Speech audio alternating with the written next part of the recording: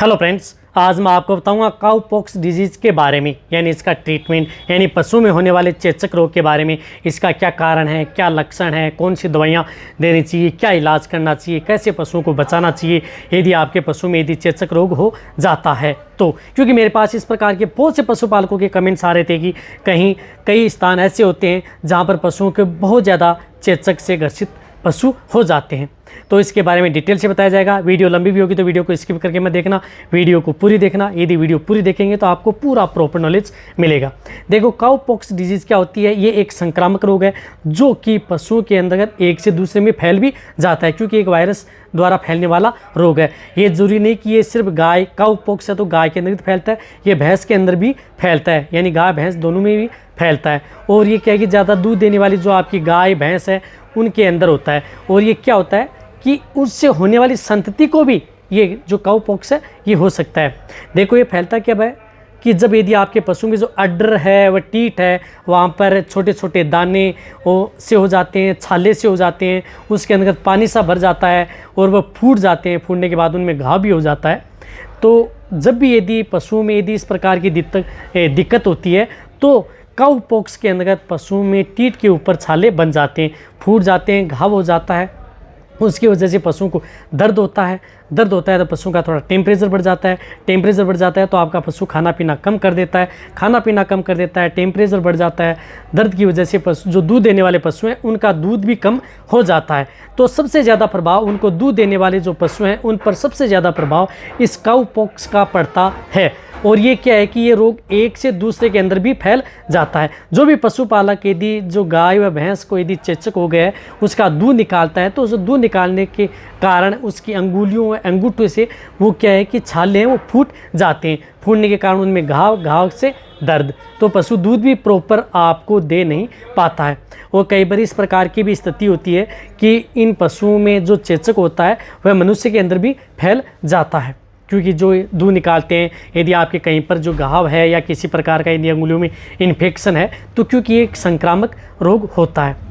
और जब यदि कोई पशुपालक यदि जो दूध निकालता है तो दूध निकाल करके जो चेचक से ग्रसित पशु है उसका दूध निकाल करके जो स्वस्थ पशु का यदि दूध निकालता है तो उसके अंदर भी ये फैल जाता है। आपने कई पशुओं को देखा भी होगा कि उसके थनों के ऊपर छोटे से दाने हो जाते हैं। लेकिन एक बात ये है कि ये कोई जानलेवा बीमारी नहीं है। इससे क्या है कि पशु 10 से 15 दिन बाद में यदि आप इसका ट्रीटमेंट भी नहीं करा पाते हैं तो भी पशुओं का इलाज हो जाता है, यानी ठीक हो जाता है।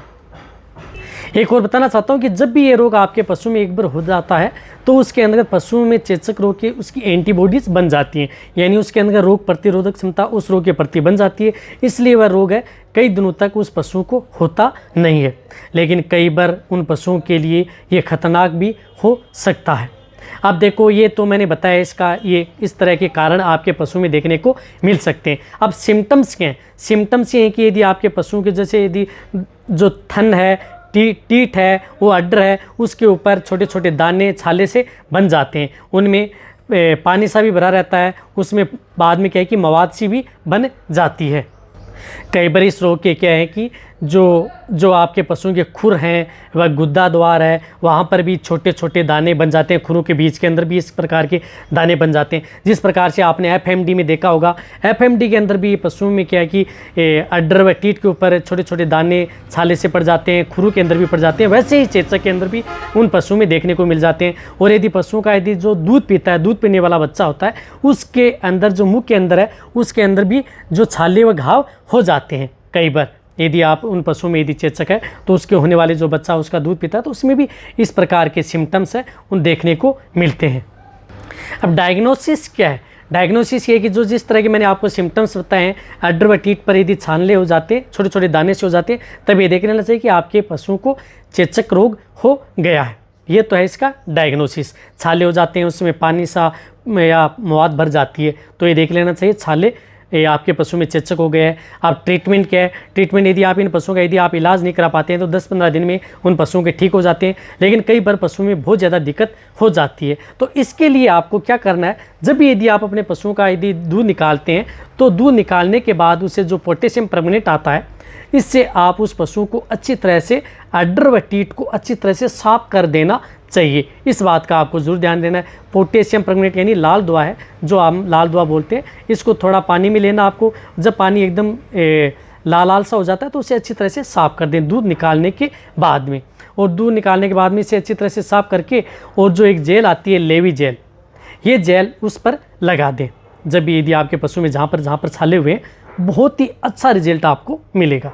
ये तो आप अपने घर पर कर सकते हैं। पोटेशियम परमंगनेट यदि नॉर्मल है तो आप इससे पोटेशियम परमंगनेट और लेवी जेल से, यदि दिक्कत ज़्यादा हो जाती है, पशु बहुत ज़्यादा दर्द करने लग जाता है, खाना पीना कम कर देता है, टेम्परेचर बढ़ जाता है, तो उस स्थिति में पशु चिकित्सक की ज़रूरत होती है। तो जब भी यदि पशु चिकित्सक होता है तो उसमें कौन से इंजेक्शन लगाने चाहिए, जो भी मेरे वेटरनरी से संबंधित है वह इन इंजेक्शनों का प्रयोग कर सकते हैं। लेकिन जो भी इंजेक्शन है वो आप पशु चिकित्सक के द्वारा ही लगवाने हैं या उनकी देख रेख के द्वारा ये इंजेक्शन लगवाने। तो उनमें एंटीबायोटिक के तौर पर लगवाना है आपको एनरोफ्लॉक्सासिन LA लॉन्ग एक्टिव बायरोसिन 1 शॉट जो इंजेक्शन आता है वो सबकट लगवा देना है उस पशु को। बड़े पशु में है 15 से 20 ml सबकट लगा देना है। तो आप 72 घंटे तक आप फिर दूसरा इंजेक्शन कोई भी एंटीबायोटिक न लगाएं।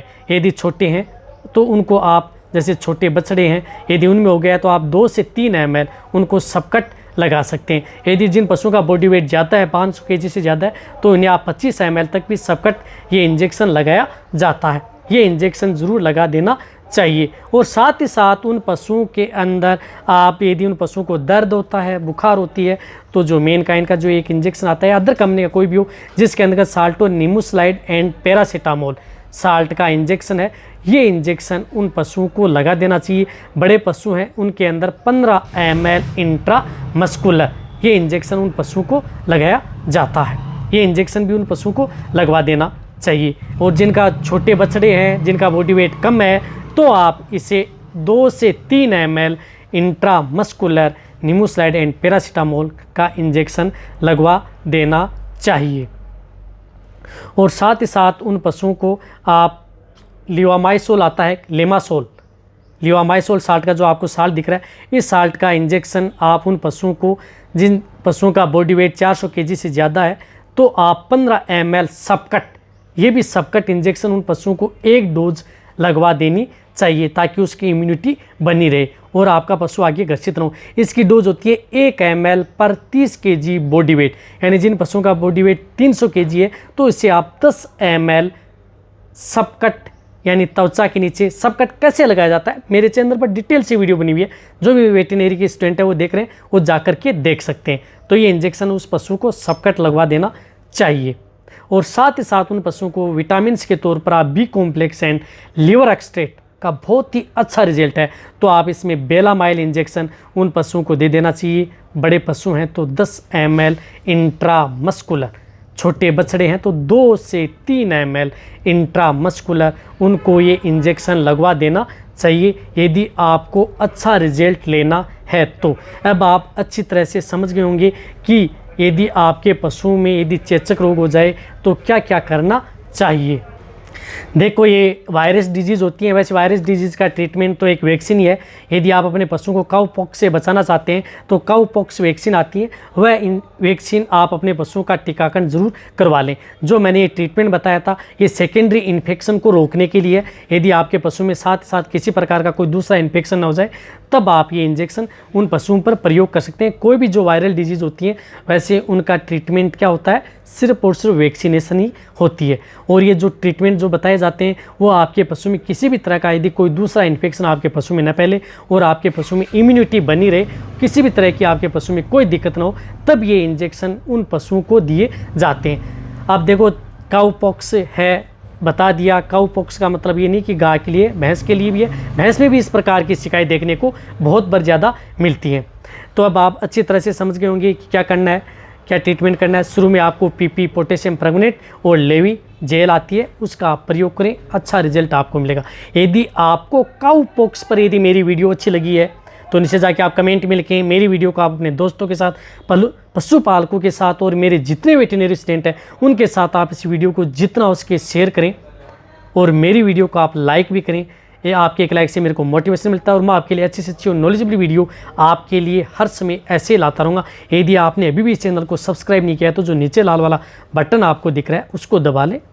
उसका कोई पैसा लगने वाला नहीं है, बट आपको बहुत ही अच्छी इसी तरह से आप मेरी वीडियो देखते रहें, इसी तरह से आप मेरे को प्यार देते रहें। थैंक्स, धन्यवाद।